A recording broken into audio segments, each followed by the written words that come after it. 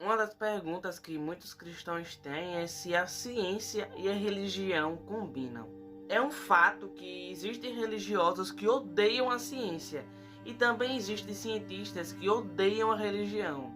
Mas a pergunta é: esse é o melhor caminho? Afinal, existem muitos religiosos que também são cientistas. O famoso químico ateu Peter Atkins, ex-professor de Oxford, ele declarou certa vez que a ciência e a religião são coisas que quase completamente incompatíveis. Outros cientistas mais radicais diriam que são completamente incompatíveis. Mas será mesmo que é isso? A quem deveríamos dar crédito? Ao pregador no púlpito ou ao cientista em laboratório? Existem três maneiras de resolver essa questão. A primeira: assumir que as duas jamais se conciliam, pois a ciência é baseada em fatos e evidências, enquanto a religião é baseada na fé e na ignorância. A segunda maneira: assumir que elas se conciliam desde que cada uma fique na sua área, sem dar palpite algum na área uma da outra. E a terceira: assumir que a verdadeira religião não se conflitará nunca com a verdadeira ciência. Pelo contrário, ambas serão complementares. Antes de optar por uma dessas respostas alternativas, é bom que você saiba que a ideia de conflito entre ciência e religião é uma invenção relativamente recente. Desde que a humanidade inventou a escrita, já se passaram aproximadamente mais de 5.000 anos de história. Em todo esse período, a maioria absoluta dos estudiosos da natureza estavam em paz com Deus e não via problema em enxergar na natureza a ação de uma divindade.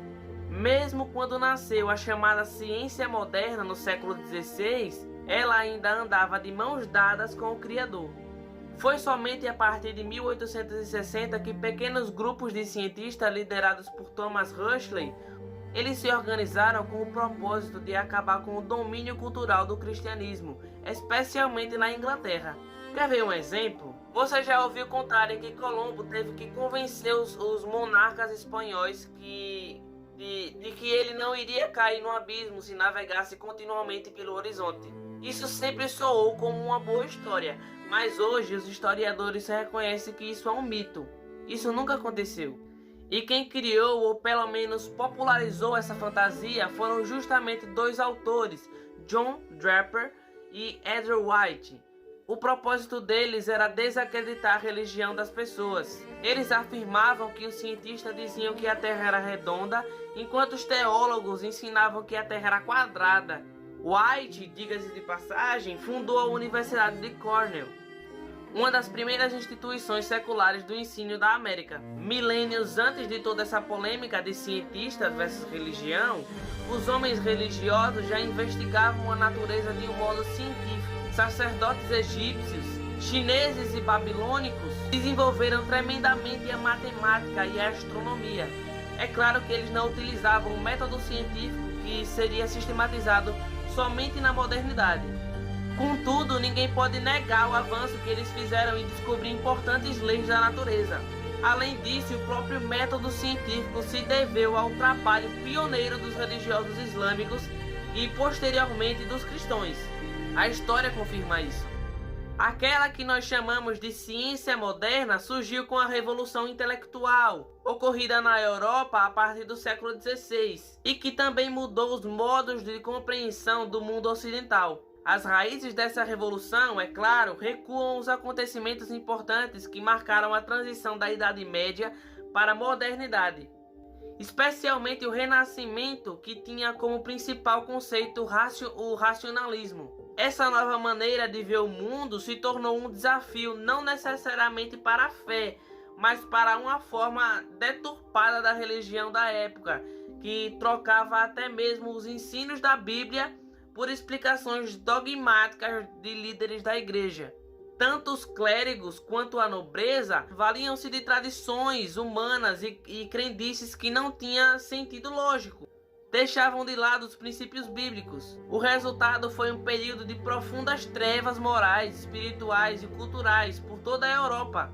Existe hoje uma tendência de se questionar o negativismo em relação aos tempos medievais. Em 1908, o cientista e filósofo Pierre Duren escreveu um tratado sobre a história da teoria física desde Platão até Copérnico. Na obra, Duren mostra que em todos os tempos, mesmo na Idade Média, houve homens que trabalharam diretamente com a ciência. Isso é verdade, como também é verdade que houve pessoas sinceras pregando a Bíblia, mesmo com o perigo de serem mortas por estarem contrariando as leis da igreja, que proibiam aos leigos o contato direto com a palavra de Deus. Portanto, o que houve ali não foi um conflito entre fé e razão, mas a disputa entre dois grupos religiosos. Um grupo majoritário que praticava abusos em nome de Deus e outro minoritário que defendia o direito racional humano. A inspiração do primeiro grupo era os dogmas e o segundo, a Bíblia Sagrada. Foi somente desse segundo grupo que surgiram os pioneiros da ciência moderna. Os pais da ciência despertaram seu intelecto porque, ao olharem para a natureza, entenderam que haveria outro modo de explicar a realidade, um modo distinto do dogma, mas nenhum deles deixaram de crer num Criador do universo. Viveram e morreram como verdadeiros homens de fé. Aliás, foi graças à Bíblia e aos escritos de Aristóteles que esses homens começaram a lançar os fundamentos da ciência moderna. Seu desafio não era contra a escritura sagrada, mas era contra as distorções da mensagem que ela apresentava.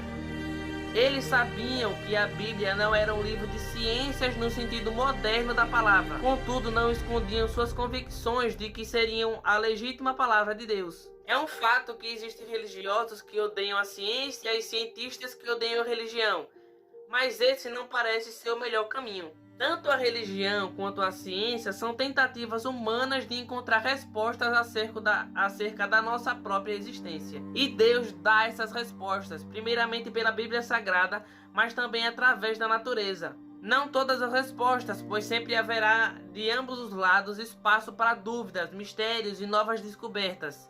Sem a orientação do Espírito de Deus, o estudo da Bíblia virá uma heresia e o estudo da natureza virá ateísmo. Mas sob a iluminação divina, ambos os estudos se conciliam. A diferença está apenas na linguagem que a ciência e a religião se expressam. A ideia é a mesma, apenas o jeito de se expressar que não será exatamente igual. Eu espero que vocês tenham entendido minha mensagem. Fiquem em paz, na paz de Jesus. Se inscreve no meu canal, me segue no Instagram e tchau!